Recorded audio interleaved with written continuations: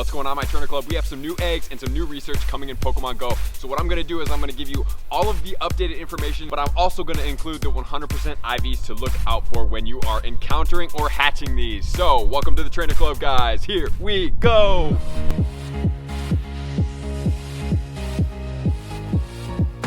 All right, everyone, we finally have a shakeup coming to the special field research in the 7-day streak breakthrough task, and we also have some new egg shakeups. So let me know in the comments, are you stoked for some new special breakthrough research on your 7-day streak? Because I certainly am. I don't know about you guys, but let me know in the comments also, what was your typical encounter after those 7 days? I swear I must have got like 7 Reggie type Pokemon, Regirock or Registeel. So just let me know in the comments, just to update you on the times for when these are going to be launched. So the egg shakeup starts today at 1 p.m. Pacific time, and the research starts at May 1st at 1 p.m. Pacific time. So there's 2 strategies that you can do.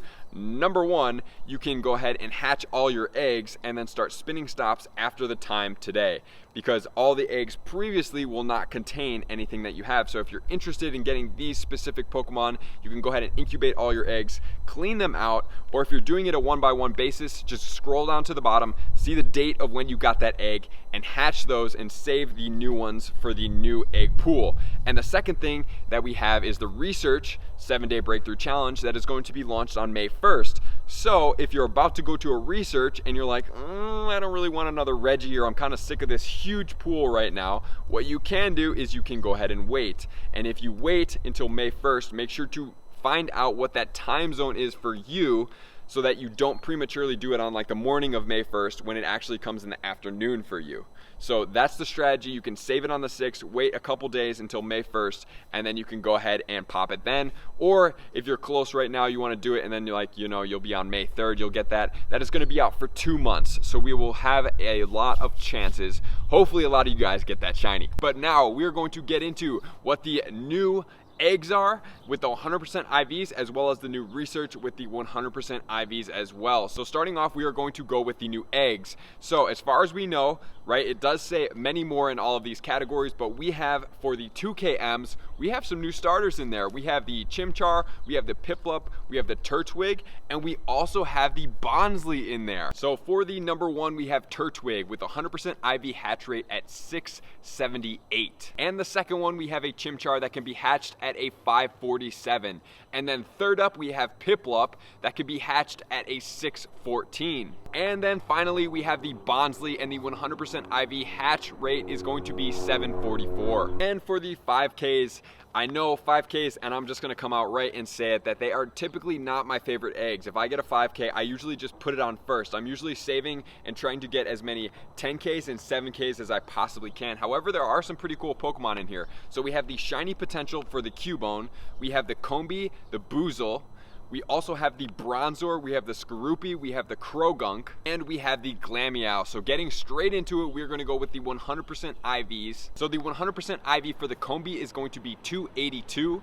The Buizel is going to be 602, and the Glameow 100% IV is going to be 533. Just remember that all of these hatches are at level 20, so it's going to take a decent amount to power these guys up. Then the Bronzor 100% IV hatch rate is going to be 344, and the Skorupi 100% IV hatch rate is going to be 576, and the Croagunk is going to have a 100% IV hatch rate at 544. And then onto the 10Ks. I'm super stoked about these guys. We have some pretty cool Pokemon. So starting off with the 3 shiny potentials for the hatches in the 10Ks, we have the Mawile shiny potential to hatch, we have the Absol shiny potential to hatch, and we have the Shinx shiny potential to hatch. We also have the Cranidos, the Sheldon, and the Riolu in there as well. And if you want to get more Riolu, you want to have a smaller pool than the entire 10Ks, make sure to check out my video to get more of the rare hatches out of your 10K eggs at a pool of 6 rather than more. And the Mawile that has a shiny potential is going to be hatched at a 100% IV at 934. And then the Absol is going to be able to be hatched at a 100% IV level 20 at 1443. And then we have the shiny potential for the Shinx to be hatched at 100% IV. I'm sure many people are very comfortable with this one. It's really easy to remember. It is going to be at a 500. And then for the Cranidos, it is going to be hatched at a 100% IV at 1040. And then for the Sheldon, we have a 100% IV hatch rate. Pretty cool little dude, super rare for me. It is going to be at a 509. And then we have the Riolu that can be hatched 100% IV level 20 at 567. So 567 is going to be the one to look out for if you're looking to get that guy at 100% IV. So if there are more eggs, and I know in the tweet it all says that there is going to be more than just this, right? So if there are more noteworthy eggs that come out today, which it starts today, I will let you guys know and make another video that is going to include that. And finally, we have the 7-day breakthrough research tasks. I am super stoked about these because they all have shiny potentials. I love seeing the shiny potentials. I personally have not got a shiny from the breakthrough research task, but if you have, drop in the comments. I'd love to see how many of you guys have, and if it's really that prevalent. It does not seem that prevalent, but we had a huge pool to pull from, and then it's obviously even rarer to get each shiny. But now we have 4 Pokemon and they all have shiny potential. So number 1, we have Lugia with a shiny potential, right? And his 100% IV, this is going to be level 15, is going to be